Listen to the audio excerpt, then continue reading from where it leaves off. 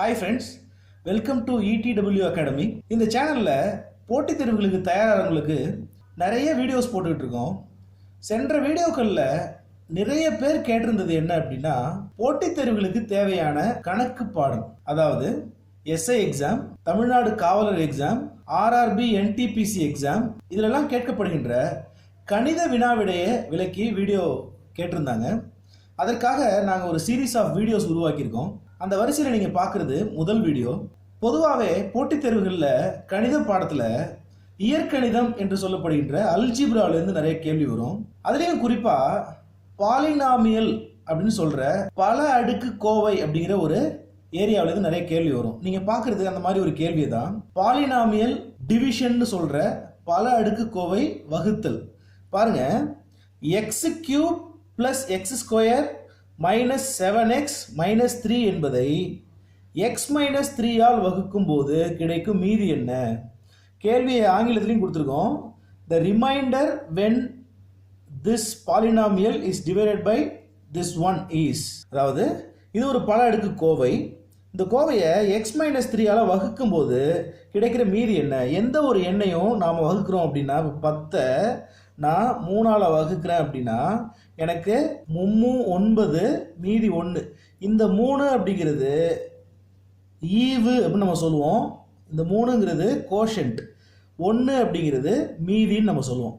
இது மாதிரி 10க்கு பதிலாக X cube plus X square minus 7x minus 3 அப்படிங்கிறத நான் எக்ஸ் மைனஸ் 3 ஆல் வகுக்கும் போது எனக்கு என்ன மீதி கிடைக்கும்? இதை கணித ரீதியாக நம்ம போட்டோம் அப்படின்னா ரொம்ப நேரம் ஆகும். நாம் போட்டித் தேர்வுகளுக்காக தான் இதை ப்ரிப்பேர் பண்ணுறோம். அதனால இதுக்கு என்ன ஷார்ட்கட் அப்படிங்கிறத பார்க்கலாம். இங்கே எக்ஸ் கியூப்னு இருக்கு இல்லையா, இதுக்கு முன்னாடி என்ன எண் இருக்குது? ஒரு எண்ணும் கொடுக்கலன்னா 1ன்னு அர்த்தம். இது பாருங்க, எக்ஸ் கியூப்னா என்ன அப்படின்னா ஒரு எக்ஸ் கியூப்னு அர்த்தம். எக்ஸ் ஸ்கொயர்னா என்ன அர்த்தம்? எக்ஸ் ஸ்கொயர் அப்படின்னா ஒரு எக்ஸ் ஸ்கொயர்னு அர்த்தம். எக்ஸ் கியூபோட கெழு என்ன? கோஎஃபிஷியன்ட் இங்கிலீஷில் சொல்லுவோம். எக்ஸ் கியூபோட கோஎஃபிஷியன்ட் கெழு என்ன அப்படின்னு பார்த்தீங்கன்னா 1. எக்ஸ் ஸ்கொயரோட கெழு என்ன அப்படின்னு பார்த்தீங்கன்னா 1. எக்ஸோட கெழு என்னன்னு பார்த்தீங்கன்னா மைனஸ் 7, இது மைனஸ் 3. சரியா? இதை நாம் வகுக்க போகிறோம். எதை வச்சு வகுக்க போகிறோம்னா எக்ஸ் மைனஸ் 3 ஆல் வகுக்க போகிறோம். எதை வச்சு வகுக்க போகிறோம்? X minus 3 all. இங்கே இந்த எக்ஸை விட்டுருங்க. எப்பொழுதும் இங்கே நமக்கு இருக்கிறது என்ன? மைனஸ் 3. மைனஸ் 3யை இங்கே போட்டுக்கோங்க.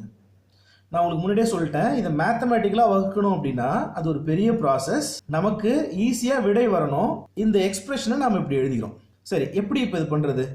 முதல்ல எக்ஸ் கியூபோட கெழு இருக்கு இல்லையா 1, அதற்கு கீழே 0 போட்டுக்கோங்க. எந்த கணக்காக இருந்தாலும் முதல்ல இங்கே 0 போட்டுக்கோங்க. நீங்கள் செய்ய வேண்டியது மேலே இருக்கிற இந்த எண்ணோட கீழே இருக்கிற இந்த எண்ணை கூட்டுறது தான். என்ன பண்ண போகிறீங்க? கூட்ட போகிறீங்க. 1 + 0 என்ன? 1. சரி, இப்போ சொல்லுங்கள். மைனஸ் 3 × 1, இதையும் இதையும் நாம் பெருக்க போகிறோம். மைனஸ் 3 × 1 அப்படிங்கிறது மைனஸ் 3. உங்களுக்கு வர விடை மைனஸில் இருந்துச்சுன்னா ப்ளஸ்ஸாக மாற்றிக்கோங்க. மைனஸ் 3 × 1 மைனஸ் 3, அதனால நான் அதை ப்ளஸ் 3ஆக மாற்றிக்கிறேன். சரி, இப்போ இது ரெண்டுத்தையும் கூட்டுங்க. இது ரெண்டுத்தையும் கூட்டினீங்கன்னா 1 + 3 4. சரி, இப்போ என்ன செய்யணும்னா இந்த மைனஸ் 3ஐயும் இந்த 4ஐயும் பெருக்குங்க. மைனஸ் 3 × 4 3 12. இங்கே ஒரு மைனஸ் இருக்குது, மைனஸ் 12. மைனஸ் 12 என்ன செய்யணும்? அதை ப்ளஸ் 12ஆக மாற்றிக்கோங்க. 12. இப்போ என்ன செய்யணும்? இது ரெண்டுத்தையும் கூட்டுங்க. 12 + -7 எவ்வளோ?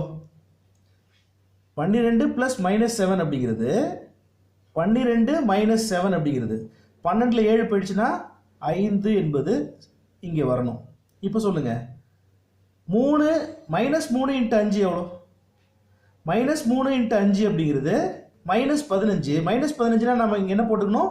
+15ன்னு போட்டுக்கணும். இது ரெண்டுத்தையும் இப்போ கூட்டுங்க. -3ஐயும் 15ஐயும் கூட்டினீங்கன்னா -3 + 15 என்ன வரும்? 12 விடை. நல்லா கேட்டுக்கோங்க மக்களே. நமக்கு கிடைச்சிருக்கிறது என்ன அப்படின்னு பார்த்தீங்கன்னா 1 4 5 12.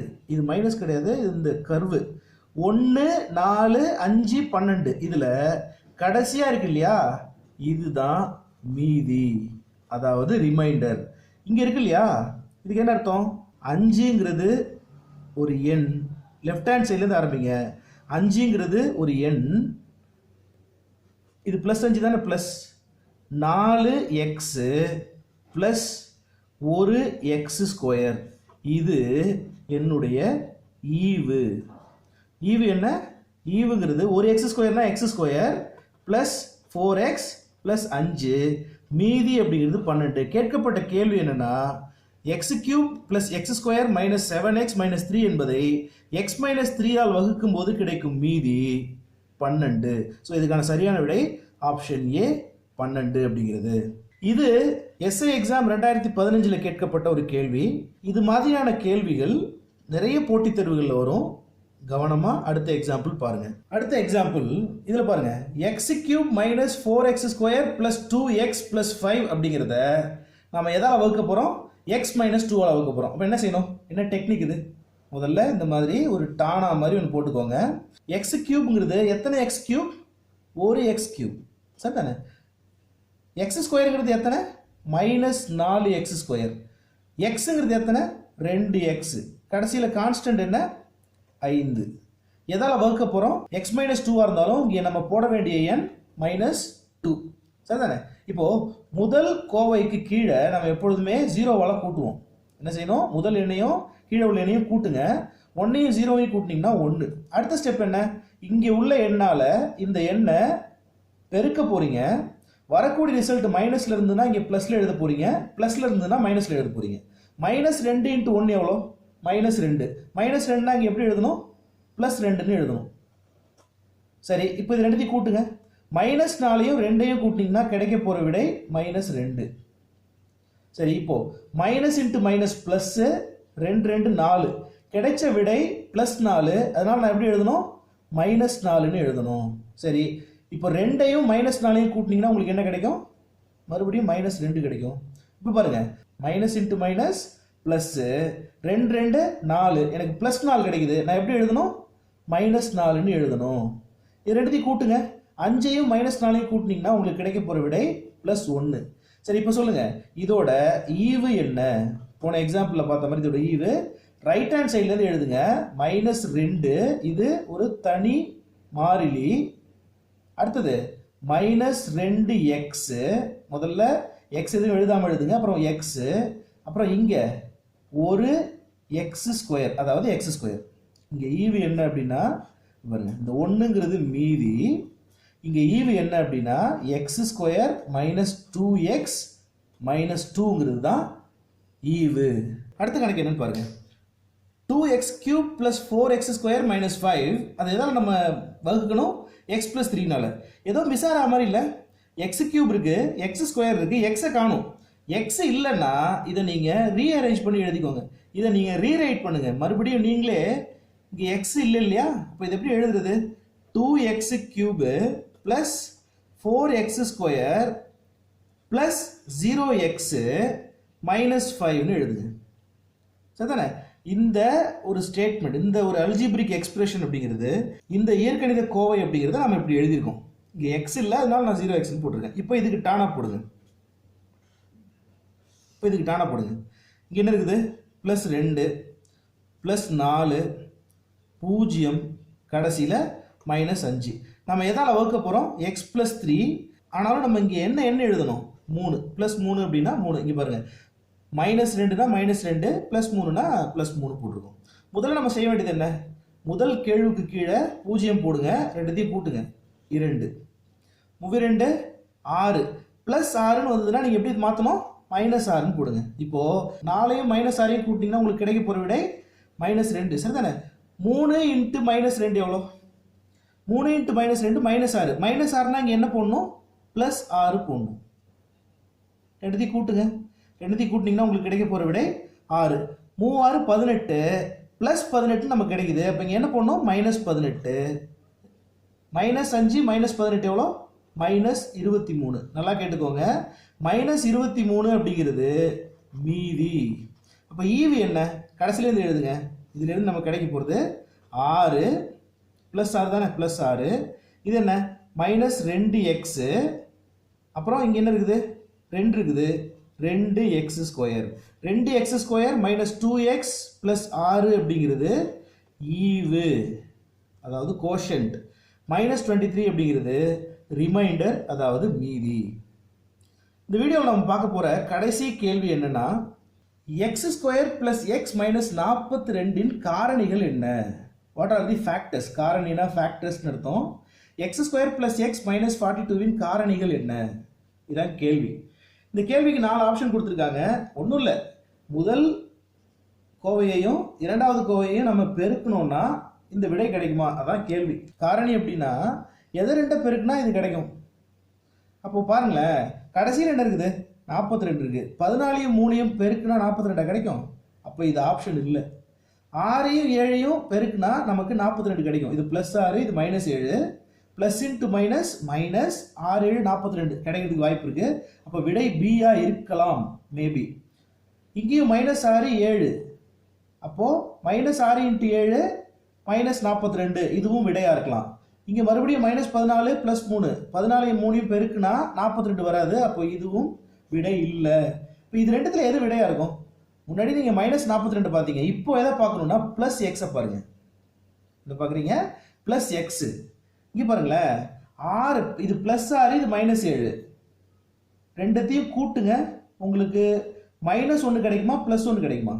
இங்க என்ன இருக்குது, +x, அதாவது +1x, கரெக்டா? அப்ப இங்க பாருங்க, +6 -7, உங்களுக்கு கிடைக்க போற விடை, இது ரெண்டுத்தையும் கூட்டினீங்கன்னா +6யும் -7யும் கூட்டினீங்கன்னா உங்களுக்கு கிடைக்க போற விடை -1. சரிதானே? அடுத்தது -6யும் +7யும் கூட்டினீங்கன்னா உங்களுக்கு கிடைக்க போற விடை +1. இங்க என்ன இருக்குது, +1x தானே இருக்கு. அப்போ சி என்பது சரியான விடை. புரிஞ்சுதா? நீங்க இதை மல்டிப்ளை பண்ணியும் பார்த்துக்கோங்க. x - 6 × x + 7, அதாவது இந்த x-ஐயும் x-ஐயும் முதல்ல பெருக்குங்க, அப்புறம் இந்த x-ஐயும் 7ஐயும் பெருக்குங்க, 6ஐயும் x-ஐயும் பெருக்குங்க, 6ஐயும் 7ஐயும் பெருக்குங்க. முதல்ல செய்யலாமா? x-ஐயும் x-ஐயும் பெருக்குனா x × x x². அப்புறம் என்ன சொல்லியிருக்கேன், x-ஐயும் 7ஐயும் பெருக்குங்கன்னு சொல்லியிருக்கேன். x-ஐயும் 7ஐயும் பெருக்கு, இது +x, இது +7, அப்போ +7x. அடுத்தது இந்த 6ஐயும் x-ஐயும் பெருக்குங்க, -6 × x -6x. இப்போ என்ன செய்யணும், இந்த 6ஐயும் 7ஐயும் பெருக்கு, -6 + 7 ரெண்டுத்தையும் பெருக்கினீங்கன்னா -(-) -6 7 42. இப்போ இதை சிம்பிளிஃபை பண்ணுங்க. இது x², இங்கே +7x இருக்கு, இது 7x, இது -6x, 7லேருந்து 6 போயிடுச்சுன்னா மீதி 1x, +1x, கரெக்டா? +1x. அப்போ +1xன்னு எழுதுறதுக்கு பதிலாக +xன்னு எழுதலாம். கழிச்சாச்சு, மீதி இருக்கிறது -42. இது கிடைச்சிருச்சா? x² + x -42. அப்போ இதுக்கு சரியான விடை ஆப்ஷன் சி. இந்த மாதிரி நீங்கள் கால்குலேட் பண்ணி பார்க்கணும்னு அவசியம் இல்லை, டைம் வேஸ்ட்டு. இது மாதிரி கேட்டாங்கன்னா, இது காரணிகள் என்னன்னு கேட்டாங்கன்னா, முதல் காரணியும் இரண்டாவது காரணிலையும் கான்ஸ்டன்ட்ஸ் இருக்கும். -6 + 7 ரெண்டுத்தையும் பெருக்கி பாருங்க, 42. இது கிடையாது, 14 3 கிடையாது. இது இருக்கலாம், இது இருக்கலாம், 6 × 7 இருக்கலாம், 14 × 3 இருக்க முடியாது. சரி, -42 ஓகே. அடுத்தது +x வரணும்னா -6 + 7 இருந்தால் தான் நமக்கு +1 கிடைக்கும். இப்போ நீங்கள் சூஸ் பண்ண வேண்டிய ஆப்ஷன் சி. இந்த வீடியோ உங்களுக்கு பிடிச்சிருந்துச்சுன்னா இந்த வீடியோ லைக் பண்ணுங்க. உங்க நண்பர்களுக்கும் இந்த வீடியோ உதவும் அப்படின்னா உங்க நண்பர்களுக்கு இந்த வீடியோ ஷேர் பண்ணுங்க. இது ஒரு சீரீஸ், மேத்தமெட்டிக்கல் சீரீஸ். போட்டித் தேர்வுகளில் கேட்கப்படுகின்ற மிக முக்கியமான கணக்கு வினா விடை தொகுப்பை தான் நம்ம பார்த்துட்டு இருக்கோம், இனிமேவும் பார்க்க போறோம். இதுக்கப்புறம் வரப்போற வீடியோக்களையும் நீங்க பார்க்கணும் அப்படின்னா இந்த சேனலை சப்ஸ்கிரைப் பண்ணுங்க. இந்த வீடியோ குறித்த உங்களது மேலான கருத்துக்களை நாங்கள் அறிய கமெண்ட் பண்ணுங்க. நீங்கள் அனைவரும் போட்டித் தேர்வுகளில் வெற்றியடைய ETW அகாடமி உங்களை வாழ்த்துகிறது. நன்றி, வணக்கம்.